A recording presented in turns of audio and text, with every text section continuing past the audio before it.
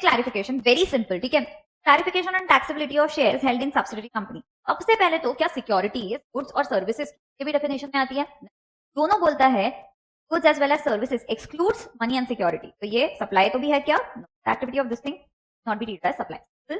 Very good. Next chapter number 3, charge of GST. अभी charge of GST है ना, बहुत सिंपल, फटाफट देखते हैं, ठीक है। डायरेक्टर अगर कंपनी को डायरेक्टर का सर्विस देता है तो वो हम आरसीएम में देखे थे टैक्सेबल, बराबर। कंपनी और बॉडी कॉर्पोरेट रेसिपिएंट है आरसीएम के अंदर।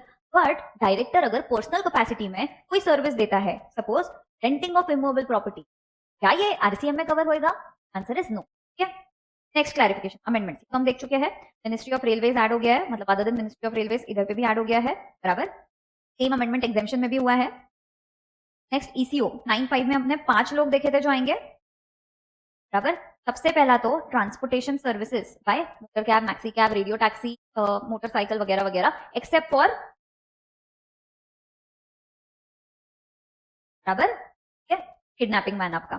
सेकंड है आपका अकोमोडेशन सर्विसेज, होटल्स वगैरह, इसमें आप देखोगे थ्रेशोल्ड लिमिट, ठीक है। थर्ड है आपका होटल में क्या कराते हो? Housekeeping, very good. हाउसकीपिंग में आप क्या चेक करोगे? Again threshold limit. Housekeeping includes plumbing and carpentry.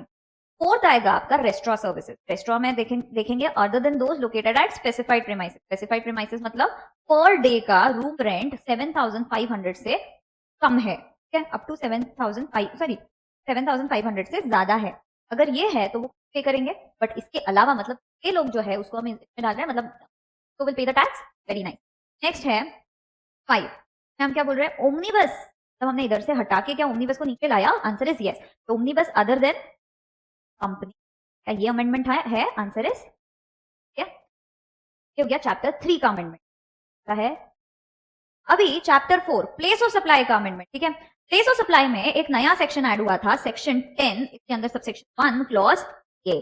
CA बोलता है notwithstanding anything contained in clause A and clause C, ठीक है। मतलब in case of movement of goods and in case of no movement of, ठीक है। अगर ऐसा है तो पीओएस क्या करोगे? वो इधर पे दिया है, बट एक चीज ध्यान में रखना, सीए कब एक्टिवेट होएगा? तभी जब तो रेसिपिएंट है वो एक अनरजिस्टर्ड पर्सन, बराबर। अच्छा, अनरजिस्टर्ड पर्सन है तो पीओएस कैसे देखोगे? तो देखो whether the address is available.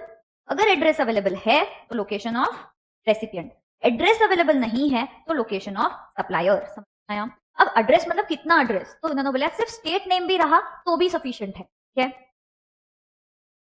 Next clarification on place of supply, ठीक है, इन केस ऑफ एडवर्टाइजिंग सेक्टर। अब एडवर्टाइजिंग सेक्टर में ना दो चीजें है। अगर कोई जगह मिलता है, स्पेस मिलता है एडवर्टाइजमेंट के लिए, हो सकता है वो होर्डिंग का स्पेस हो सकता है वो कोई जगह हो जहां पे आप होर्डिंग लगा के एडवर्टाइजमेंट कर रहे हो, ठीक है। अगर ये स्पेस जो इमूवेबल प्रॉपर्टी का है या ये स्पेस जहां पे आप कुछ कर रहे हो, आपको स्पेस मिल रहा है, ठीक है, तो पीओएस रहेगा as per section 12 subsection 3 property के हिसाब से।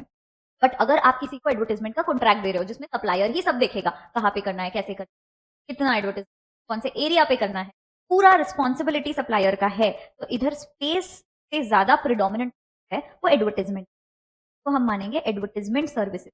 पर ध्यान रखना एडवर्टाइजमेंट सर्विसेज 1214 में कभी नहीं आएगा। ये कब आएगा? सिर्फ सीजीएसडी गवर्नमेंट डिपार्टमेंट इन लोग को आप दो। अदर देन दैट अगर एडवर्टाइजमेंट सर्विसेज कहीं पे भी नहीं, कहीं पे भी नहीं आता है, सेक्शन 12 सबसेक्शन को एक्टिवेट होता है जो बोलता है 3 to 14 नहीं आते हो तो हमारे पास आओ, ठीक है।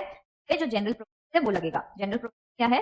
रजिस्टर्ड है तो लोकेशन ऑफ रेसिपिएंट, अनरजिस्टर्ड है तो एड्रेस चेक करो, एड्रेस है तो रेसिपिएंट, नहीं सप्लायर, क्या ये भी हो, ठीक है।